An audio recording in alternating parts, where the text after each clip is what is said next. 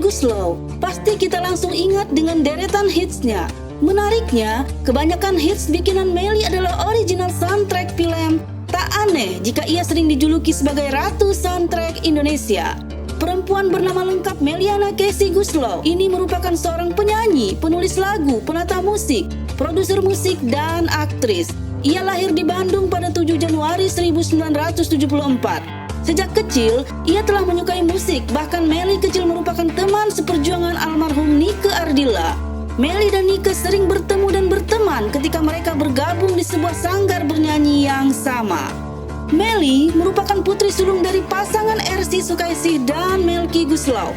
Ya, dia adalah anak seorang musisi ternama pada zamannya bernama Melky Goeslaw. Namun, meski anak seorang bintang, dalam perjalanan karir musiknya ia tidak ujuk-ujuk mendapat kesuksesan begitu saja. Jauh sebelum menikah, ia pernah merilis album solo di tahun 1988 dan ternyata gagal total di pasaran. Judul albumnya Pilihanku Deritaku yang berisi 10 lagu saat ia masih berusia 14 tahun dan masih menggunakan nama komersil Meliana Casey. Kemudian, di pertengahan 90-an, Melly akhirnya membentuk grup musik bernama Potret bersama dengan Anto Hood dan Ari Ayunir. Dengan Potret inilah nama Melly membesar. Band dengan format bertiga ini berhasil menyita perhatian dengan keunikan dan hitsnya yang masih kerap kita dengar hingga hari ini. Grup pengusung aliran pop kreatif ini dibentuk pada tahun 1995 dan meluncurkan debut album pada tahun itu juga dengan judul Subtitle yang mencetak hits Laguku Bahasaku dan Terbujuk. Pada tahun 1995 selepas album pertama Potret, Melly Goeslaw dan Anto Hood akhirnya memutuskan menikah, tepatnya pada 4 Agustus 1995 dan kemudian dikaruniai 2 orang anak.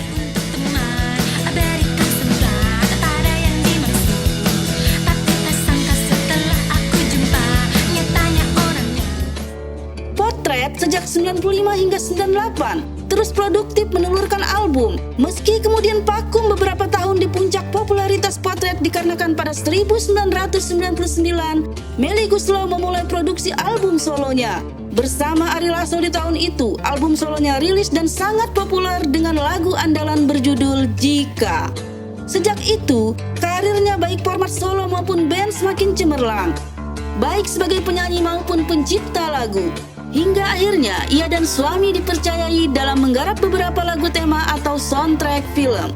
Kesuksesan dalam penggarapan soundtrack ditandai dengan fenomenalnya film Ada Apa Dengan Cinta pada 2002. Baik film maupun lagu temanya tidak hanya meledak di pasar dalam negeri, namun juga di Malaysia. Setelah keberhasilannya tersebut, ia kembali dipercaya untuk membuat lagu tema film yang berhasil memenangkan penghargaan Most Favorite Movie, yaitu I Fall I'm in Love pada 2003. Keberhasilan lagu yang ia ciptakan dalam meningkatkan nuansa pada film menjadikannya kembali dipercaya untuk membuat lagu tema film Apa Artinya Cinta pada 2005 dengan berduet bersama Ari Lasso. Tahun berikutnya, ia kembali menggarap soundtrack film fenomenal Heart.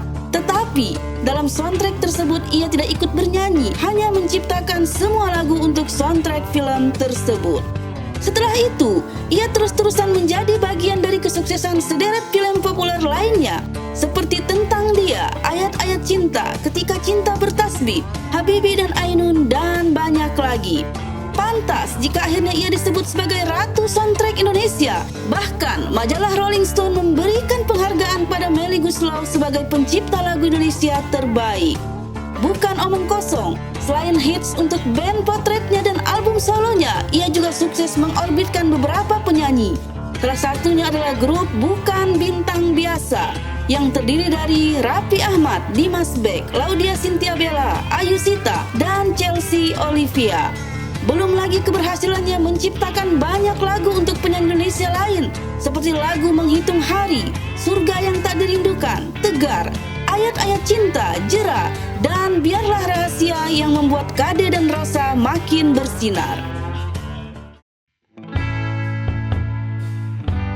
Oke, begitulah sekilas tentang Melly si Ratu Soundtrack Indonesia. Bagi IPM, yang menarik dari Melly adalah cara atau prosesnya dalam menciptakan hits. Ya, Uniknya, ia adalah musisi yang sama sekali tidak bisa menulis maupun membaca notasi balok. Parahnya lagi, ia tidak bisa memainkan alat musik apapun. Lagu yang ia tulis tercipta dari ide dan bebunyian yang ada di kepalanya begitu saja.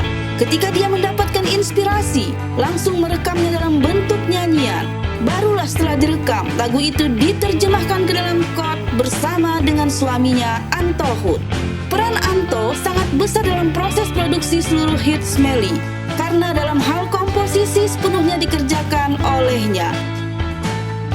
Sungguh hubungan mutual suami istri yang menginspirasi pastinya.